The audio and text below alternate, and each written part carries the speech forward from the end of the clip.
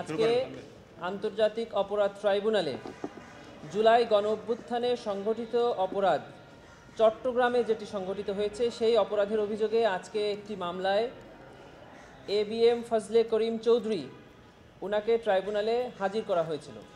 গত 5/2/2024 তারিখের একটি আদেশে ওনাকে আজকে ট্রাইব্যুনালে হাজির করা হয়েছিল। ওনাকে আজকে এই গণঅভ্যুত্থানে সংঘটিত অপরাধের মানবতাবিরোধী অপরাধের অভিযোগে গ্রেফতার দেখিয়ে কারাগারে প্রেরণ করা হয়েছে। এই মামলায় আগামী 8/4 অর্থাৎ 8ই এপ্রিল 2024 তারিখ তদন্ত প্রতিবেদন দাখিলের জন্য দিন ধার্য করা হয়েছে। এটি ছিল আজকে আমাদের ট্রাইব্যুনালের। ওনার বিরুদ্ধে অভিযোগ কী ছিল? ওনার বিরুদ্ধে চট্টগ্রাম শহরে জুলাই মাসের 1 তারিখ থেকে শুরু করে 5 আগস্ট পর্যন্ত বিভিন্ন তারিখে হত্যা, আহত এবং মানবতাবিরোধী অপরাধের বিভিন্ন অভিযোগ আনয়ন করা হয়েছে, যেটি প্রাথমিক তদন্ত সংস্থার কাছে প্রাথমিকভাবে সত্যতা প্রতীয়মান হয়েছে। তারই ভিত্তিতে তার বিরুদ্ধে এই প্রোডাকশন ওয়ারেন্ট জারি করা হয়েছিল।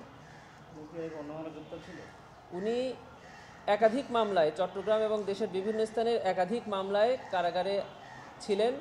তারই মামলা থেকে এখানে গ্রেফতারি প্রোডাকশন ওয়ারেন্ট বলে এখানে হাজির করা হয়েছে।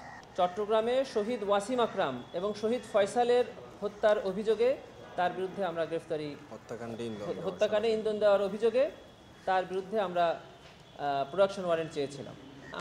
তদন্ত সংস্থা এবং প্রসিকিউশন দিনরাত নিরলস কাজ করছে, এটা আমরা সবসময় বলছি আপনাদেরকে, এবং আমাদের তদন্ত কার্যক্রম এগিয়ে যাচ্ছে।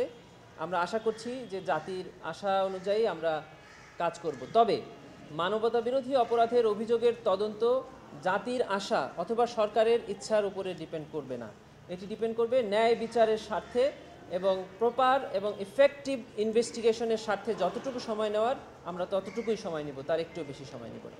জাতিসংঘের এই রিপোর্টের মাধ্যমে জুলাই ম্যাসাকারকে আন্তর্জাতিকভাবে স্বীকৃতি দেওয়া হয়েছে।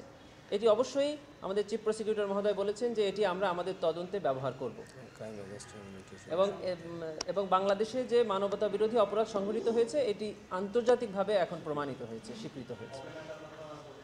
এরকম কোনো আমরা খুব দিন নির্ধারণ করছি না, যখন আমাদের তদন্ত প্রতিবেদন প্রস্তুত হবে তখন আমরা সিদ্ধান্ত নেব।